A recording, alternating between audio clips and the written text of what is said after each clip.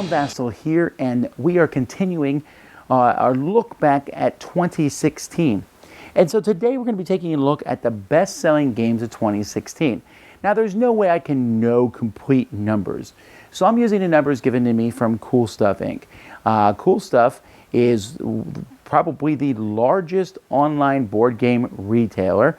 They sell many games, and so I don't have numbers here, but I have a list of their best-selling games. There's actually two lists, all right? So we're going to start with the main list, which is the number of units sold. But that can sometimes tend to favor smaller games because they're easy to add to an order. So the second list is going to be the top 10 games according to how much money they brought in. So more expensive games have the advantage there. So here we go. We'll start with the number of units sold. Number 10 is Mysterium. Now this one really surprised me because I knew Mysterium was a very popular game in 2015. I did not know that would carry through to 2016, but it really has. Mysterium is just an extremely popular game where people are trying to work together to guess dreams and the card artwork and such. And an expansion came out this year, but whatever the reason is, people are really enjoying that. Number 9 is Sushi Go Party. This one is not a mystery to me. Sushi Go Party came out for such an inexpensive price for so many cards in the box. It took Sushi Go and added a lot more stuff, so I'm not surprised that people are really loving that, especially with the cheap price point. Number 8 is Sherlock Holmes Consulting Detective. Now this one, I think we won't see it in 2017. Not because it's not a good game, but I think there was such a clamoring for this to be reprinted, so that when it was reprinted this year, everyone was like, yes, and then they bought it up like crazy. I know it didn't hurt that Shut Up and Sit Down gave it a very, extremely positive review. And someday, I'll get around to playing it. But Sherlock Holmes Consulting Detective. Number 7 is X-Wing Force Awakens, the core set. Now, we didn't put each individual X-Wing ship or LCG packs or things like that. If we had, X-Wing would be at the very top with all the different ships that they have. But their Force Awakens pack, which came out actually in 2015 to promote the new movie, has obviously done it, just continually done well. People, it's a cheap price point into X-Wing. Then you find out how much more money you have to spend. Number 6 is Seven Wonders Duel.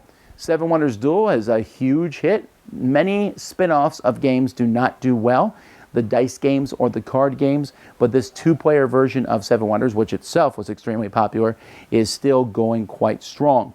Number 5 is Splendor, thus again solidifying my claim that it should have won the Spiel des Jahres and not Camel Up.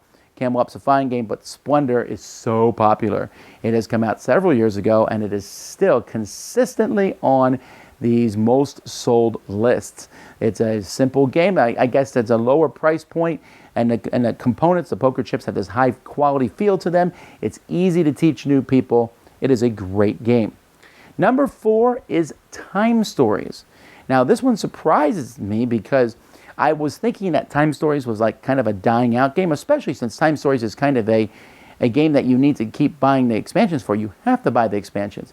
And the expansions, by the way, which are not included on this list, the expansions for Time Stories are some of the highest things on this list also. Time Stories is just doing extremely well. And since it's one of my favorite games, I'm very pleased about this, and I cannot wait for the new modules to come out. Number 3 is Pandemic Legacy. This just monster of a game, just as people just keep playing it. Everywhere I go, you don't have to worry about spoilers as much anymore with people because so many people have played it, and yet it continues to sell. I know that Z-Man Games, when they made this, they said it's going to be one print run and done, and they were surprised at anybody else, just the fervor for this game. This Legacy mixed with just a very popular Pandemic. Number 2, and this one surprises me because it's in number of units sold, not in total dollar amount. Number of units sold, number 2 is Star Wars Rebellion. Now, I guess I shouldn't be that surprised because the first 2 words are Star Wars.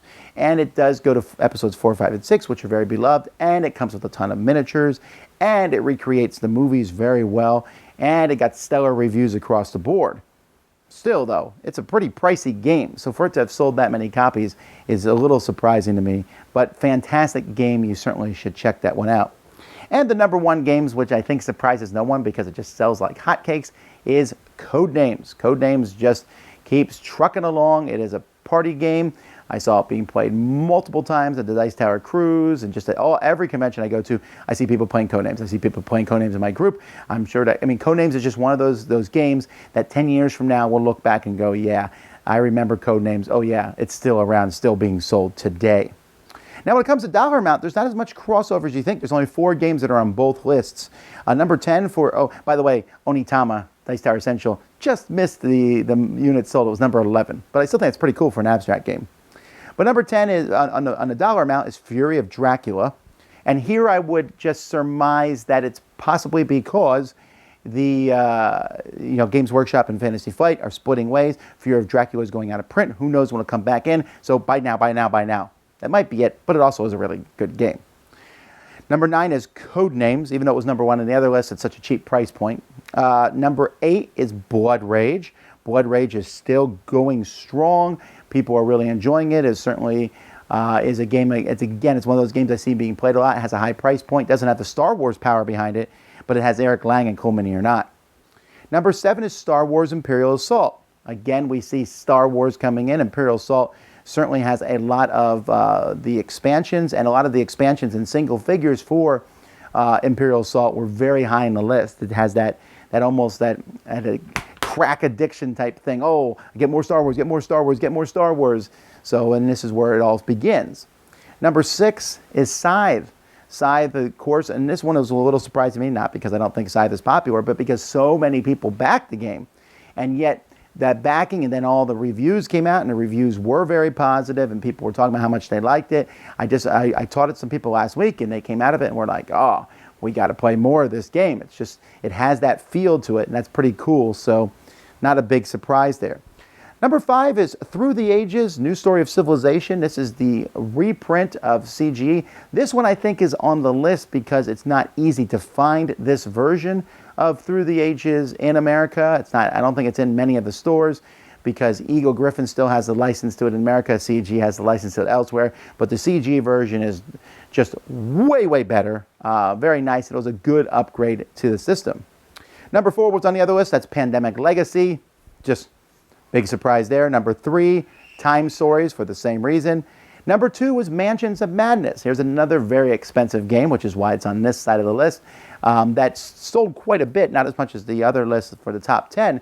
But this reprint, which you need an app and to play, just really came together really well. And then number 1 on the money amount, since it was number 2 on the numbers sold and how expensive it was, this was an obvious thing, and that's Star Wars Rebellion. Star Wars Rebellion is a pretty pricey game, but you get a lot for your money's worth. So those are the top 10 games by units sold and by dollar amount. I find it interesting. Tell me what you think in the comments. Until next time, I'm Tom Vasel. Thanks, Cool Stuff, for sharing this information with me. And you've been watching the best of 2016 on the Dice Tower. Thanks so much for watching the Dice Tower videos. Find more great videos and reviews, as well as our top-rated audio podcast at Dicetower.com. You can also find other great shows at Dicetowernetwork.com. I'm Eric Summerer, and you've been watching The Dice Tower. The Dice Tower is sponsored by Cool Stuff Inc., where you can find great games for great prices. Cool Stuff, in stock. Check them out at CoolStuffInc.com.